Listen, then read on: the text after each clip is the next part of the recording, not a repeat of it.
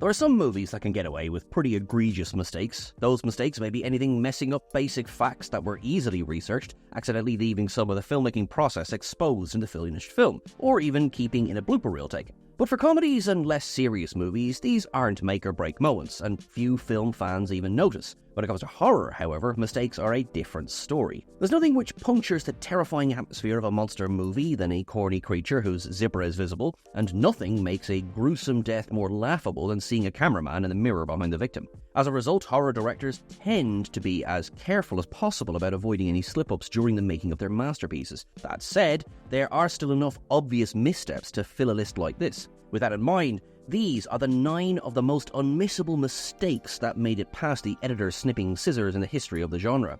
I'm Sean Ferrick for What Culture Horror, and here are the 9 horror movie mistakes you can never unsee. Number 9. Darkness Falls. Released in 2003, Darkness Falls is a horror which sees its cast plagued by a light-sensitive ghoul referred to as the Tooth Fairy. That should give you a good enough idea of this silly but fun horror film's tone. But even goofy horror efforts need some semblance of believability. There's a scene early in proceedings wherein our hero is introduced as an adult, and lest the audience forget that he saw his dear mum offed by the Tooth Fairy herself prior to the opening credits, he's popping pills from a bottle labelled as antipsychotic. So, probably worth noting that most psychoactive drugs don't actually have the patient's condition printed on their side, so that no one is forced to take pills from a bottle labelled antipsychotic. Then again, the film seems to have trouble with a lot of basic facts. The light stick, which our heroes smash via dropping it late in the film, those boys are often used by divers, cave explorers, and EMTs precisely because they don't, explode upon falling a few feet. Turns out those colourful chemicals need to stay in there for a reason.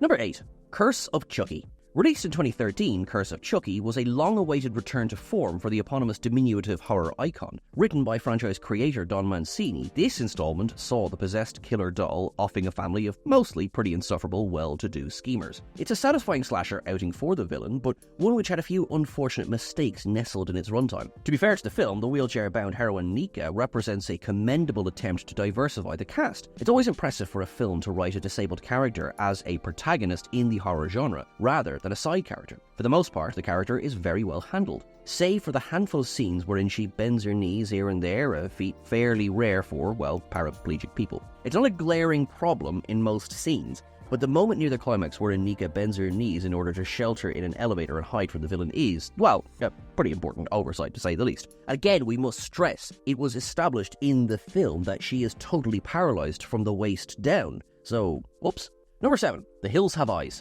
Released in 2006, Alexandra Aja's gruesome The Hills Have Eyes remake saw the controversial director, this is the same man who directed Switchblade Romance, bring his visceral vision to Wes Craven's more demure original. This gory film starts as it means to go on, with a tense sequence wherein the mutated monster Pluto offs a quartet of scientific researchers who are collecting samples of his irradiated hellscape home.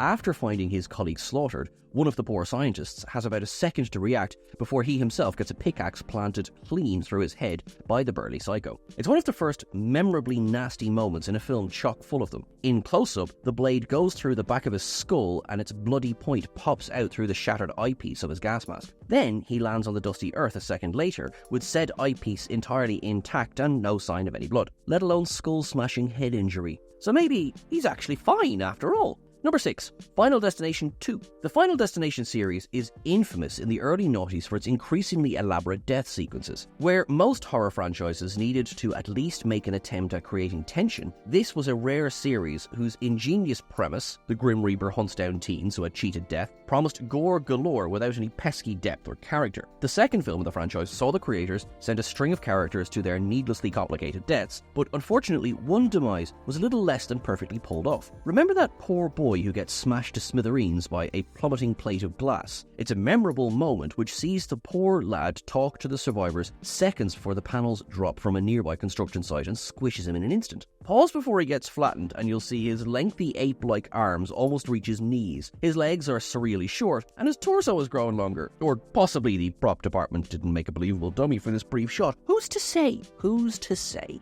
Number 5. Halloween. There are very few films as scary as John Carpenter's classic slasher Halloween. Released in 1978, the terrifying tale of the night he came home provided the blueprint for the slasher subgenre for the rest of cinema history. Masked, hulking, wordless killer? Check. Resilient final girl heroine? Check. Confusing, time zone hopping setting?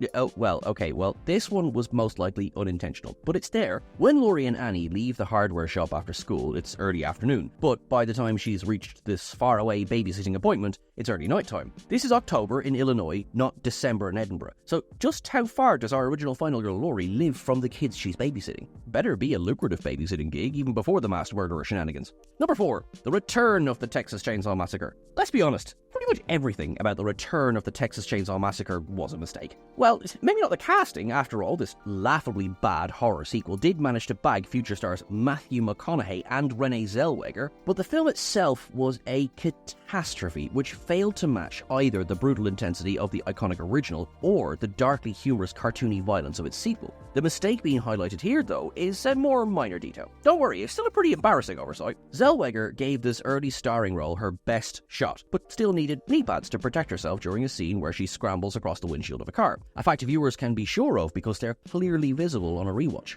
Fair enough, the knee pads are definitely a necessary safety precaution for such a potentially risky stunt, but leaving them visible on screen in the finished film, a little less understandable.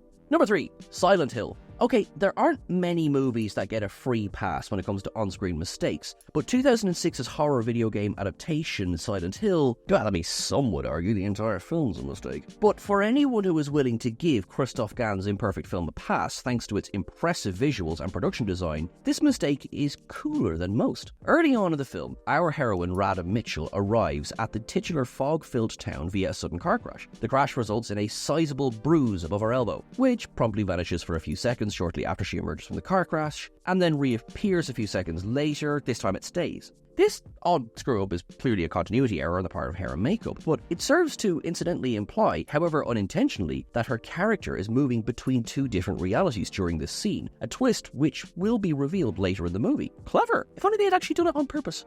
Number 2. Jaws 2. Even veteran monster movie lovers are willing to admit that sometimes the creature part of the term creature feature can leave viewers unimpressed. After all, a disappointingly unscary model shark was what led screen legend Steven Spielberg to keep the eponymous threat of Jaws off screen until the film's climax. However, at least the villain of Jaws could pass for a genuine shark. The film's first sequel, released in 1978, wasn't quite as careful with its model, but the filmmakers really should have been. Take a close look inside the mouth of that ferocious great white shark when it opens its maw. Because it's shot in close-up in broad daylight, you will notice a sizable set of hydronics operating its oversized jaw. During one attack sequence, the rig used to operate the shark's massive mouth is on display for a few seconds, which is, unfortunately, long enough to ruin even the most charitable viewer's suspension of disbelief. Maybe the twist is the shark is secretly a robot? Number 1. Scream. Scream really needs no introduction, right? Near the close of this meta-horror masterpiece, serious spoiler alert here in case you haven't seen the film, okay? Here we go. The film's pair of thrill killers, Billy and Stu, have just finished stabbing each other and are now after our heroine Sydney. Losing her, and a lot of blood, an irate Billy tosses a phone across the kitchen table, smacking Stu straight across the face and prompting the iconic outraged line, "You hit me with a phone, dick!" Only, that's not scripted, and it's not Stu talking to Billy. It's actually an angry Matthew Lillard yelling at his co-star Skeet Ulrich for unintentionally belting the phone at him, a moment the filmmakers loved enough to leave it in. Bizarrely, this incident wasn't the only mistake to plague the filming of the film's bloody climax. Ulrich's bad aim might have been down to the fact that a stunt person, standing in for Nev Campbell, stabbed his chest for real with the point of an umbrella while shooting the same scene. On a lighter note, underrated character actor Lillard also improvised the gleeful, "I've always had a thing for you, Sid." It's an appropriate ad-lib as he and co-star Campbell were dating at the time.